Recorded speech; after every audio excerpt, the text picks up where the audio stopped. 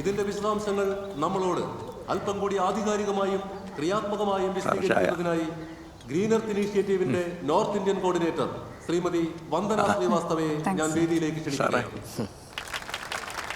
ഒപ്പം ഈ പ്രസംഗം പരിഭാഷപ്പെടുത്തുന്നതിനായി മുണ്ടത്തിക്കോടിന്റെ പ്രിയപ്പെട്ട പരിസ്ഥിതി പ്രവർത്തകൻ ശ്രീ റോബിൻ മുണ്ടത്തിക്കോടിനെ ഈ വേദിയിലേക്ക് സവിനയം സസന്തോഷം ക്ഷണിക്കുന്നു. Ladies and gentlemen, namaskaram. My greetings and hello to you all. ഇവിടെ കൂടിയിരിക്കുന്ന സ്ത്രീകളെ പുരുഷന്മാരെ, അനദർ ഡെഡ് എൻഡ് അല്ലേ സർ? 2 വർഷം മുമ്പ് വാഹനാപകടത്തിൽ മരണപ്പെട്ട ഒരാളുടെ അക്കൗണ്ട് അവരുപയോഗിക്കായിരുന്നു. അങ്ങോട്ടും ഇങ്ങോട്ടും റൈം ചെയ്യുന്ന 2 വാക്കുകളാണ്.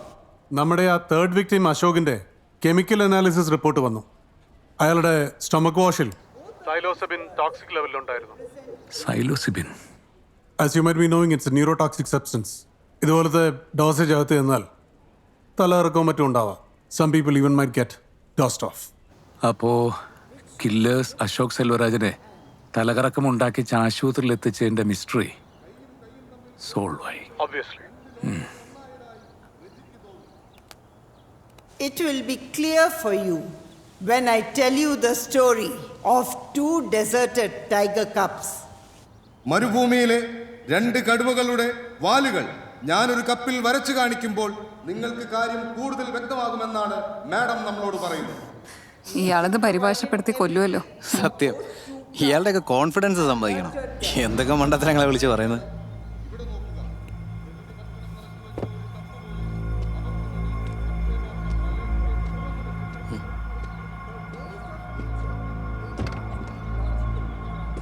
ദിവ്യ, sir, you are right.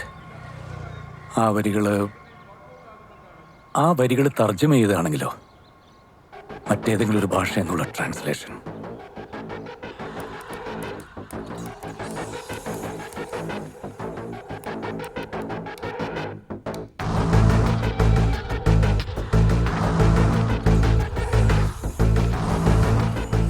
It's a translation from an original Latin quote by an 18th century physician called Giovanni Morgani. Yes. ലണ്ടനിൽ ആദ്യത്തെ പോസ്റ്റ്മോർട്ടം റൂമിന്റെ പുറത്തെഴുതി വച്ചിരിക്കുന്ന വാചകങ്ങൾ. ഡോക്ടർ സതീഷ് മാധവൻ പറഞ്ഞതനുസരിച്ച് വിളിക്കുന്നതാണ്. I am doctor Govindaraj. Sir പറഞ്ഞ വാചകങ്ങളുണ്ടല്ലോ, അത് കേരളത്തിൽ തന്നെ മറ്റൊരു സ്ഥലത്ത് എഴുതി വെച്ചിട്ടുള്ളതായിട്ട് എനിക്കറിയാം. കോഴിക്കോട് മെഡിക്കൽ കോളേജിലെ അനാട്ടമി ഡിസെക്ഷൻ ഹാളിന്റെ ഉള്ളിൽ എഴുതി വെച്ചിരുന്ന വാചകങ്ങളാണ്.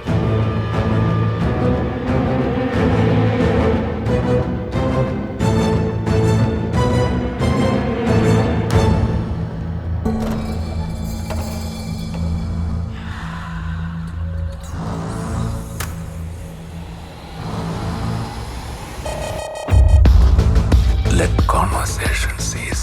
Let laughter flee. This is the place where death delights to help the living.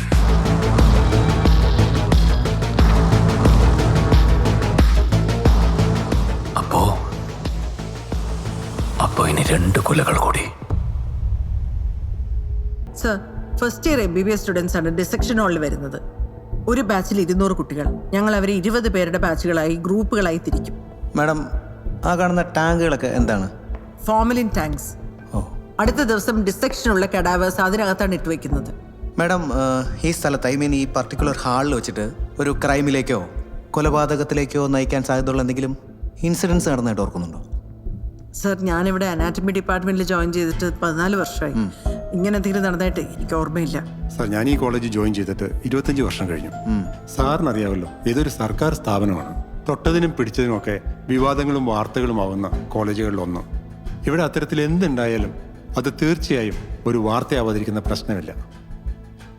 പ്രതികാരം ചെയ്യാൻ ഒരാളെയോ കൂട്ടക്കുരുതി ചെയ്യാൻ ഒരു സൈക്കോപാത്തിനെയോ പ്രേരിപ്പിക്കുന്ന കാരണങ്ങൾക്ക് മറ്റുള്ളവരുടെ കണ്ണിൽ അത്ര വലിയൊരു പ്രാധാന്യം ഉണ്ടായിക്കൊള്ളുന്നില്ല പ്രതാപ് സർ. ഇവിടുന്ന് പഠിച്ചിറങ്ങിയ ആയിരക്കണക്കിന് സ്റ്റുഡൻസിന് മാത്രമല്ല, ഇവിടുത്തെ ടീച്ചേഴ്സ്, സ്റ്റാഫ്, എന്തിന് കീറിമുറിച്ച് പഠിക്കാൻ വേണ്ടി ഇവിടെ കിടത്തുന്ന കെടാവറുകൾക്ക് പോലും പറയാനുണ്ടാവും ഒരുപാട് കഥകൾ. Thank you ma'am. സർ, என்ன சொல்ல? அவன் ரொம்ப நல்ல பையன். படிப்புலேயும் ஃபஸ்ட்டு, ஸ்போர்ட்ஸ்லேயும் ஃபஸ்ட்டு. அவன் நல்லா பாடுவான். இப்படி ஆகிப்போச்சு சார். அவனுக்கு யாராவது எதிரிங்க இருந்தாக அறியாமோ? சார், இந்த பிஸ்னஸை நாங்கள் பரம்பரையாக பண்ணிட்டு வரோம். அதான் தெரியுமே, பிஸ்னஸ்னாலே எதிரிங்க இருக்க தானே சார் செய்வாங்க. இங்கே யாராவது அந்த மெடிசின் சம்பந்தப்பட்ட டாக்டர் இருக்காங்களா? அசோகனுக்கு ஒரு கசின் பொண்ணு இங்கேருந்து தான் കോയമ്പത്തൂർ മെഡിക്കൽ കോളേജിൽ പഠിച്ചിട്ടുണ്ട്. നവീൻ, സജീവൻ രണ്ടുപേരും അശോകന് മുമ്പ് കൊല്ലപ്പെട്ട ചെറുപ്പക്കാര്. ഇവരാരെങ്കിലും നിങ്ങൾക്ക് പരിചയമുണ്ടോ? അല്ലെന്നാ ഇവങ്ങളുമായിട്ട് ബന്ധപ്പെട്ട யாரையாவது உங்களுக்கு தெரியுமா? சார், என் பையன் கேரளாவில் பிஸ்னஸ் ஆரம்பித்த போது ஒரு 2 தடவை அங்கே போயிருக்கேனே தவிர யாருமே எனக்கு தெரியாது சார்.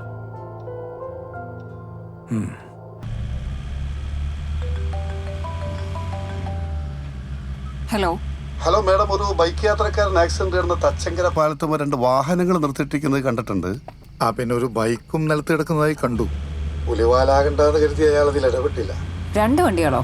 അതെ മേഡം, ഒരു പിക്കപ്പ് ജീപ്പും പിന്നെ ഒരു ലോറിയും. ലോറിയിൽ ഏതാണ്ട് പച്ചപ്പുല്ലായിരുന്നു ലോഡെന്നാണ് ആൾക്ക് തോന്നിയത്. അപ്പൊ അയാൾ ശ്രദ്ധിച്ചോളൂ മാഡം. ഓക്കെ, ശരി madam. Follow that lead. Okay sir.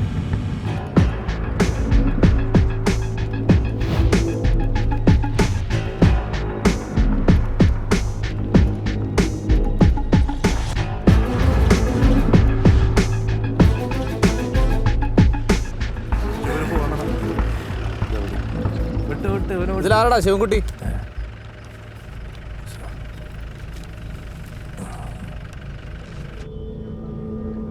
അന്ന് രാത്രി ആ ബൈക്ക് അടിച്ച് കിടന്നെടുത്ത് ഞാൻ ലോറി നിർത്തിയിരുന്നു. പക്ഷെ ആക്സിഡന്റ് ഞാൻ കണ്ടിട്ടില്ല സാർ. പിന്നെ ശിവൻകുട്ടി എന്താ കണ്ടത്? സാർ അത് പിന്നെ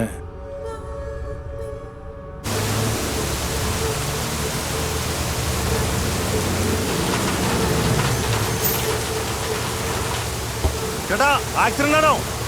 ഹലോ, ആശുപത്രിയിൽ എങ്ങനെ പോണോ? ചേട്ടാ, എന്തെങ്കിലും സഹായം വേണോ? ഹലോ, ഏയ്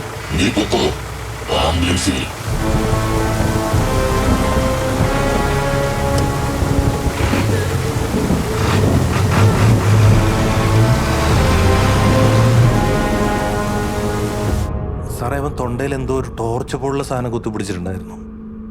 ഒരുമാതിരി പ്രേതങ്ങളുടെ ശബ്ദം പോലെ. സത്യം പറഞ്ഞ് ഞാൻ പേടിച്ചുപോയി സാറേ. താൻ അയാളുടെ മുഖം കണ്ടായിരുന്നോ? ഇല്ല സാർ, അയാൾ മാസ്ക് ഇട്ടിട്ടുണ്ടായിരുന്നു.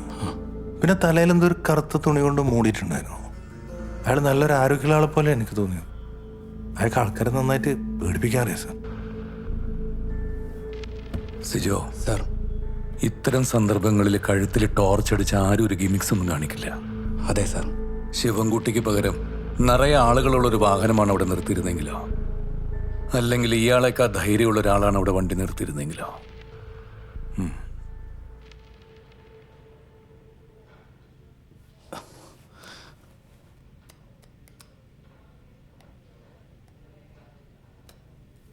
ശിവൻകുട്ടി, താൻ കണ്ട ടോർച്ച് ഇതാണോ?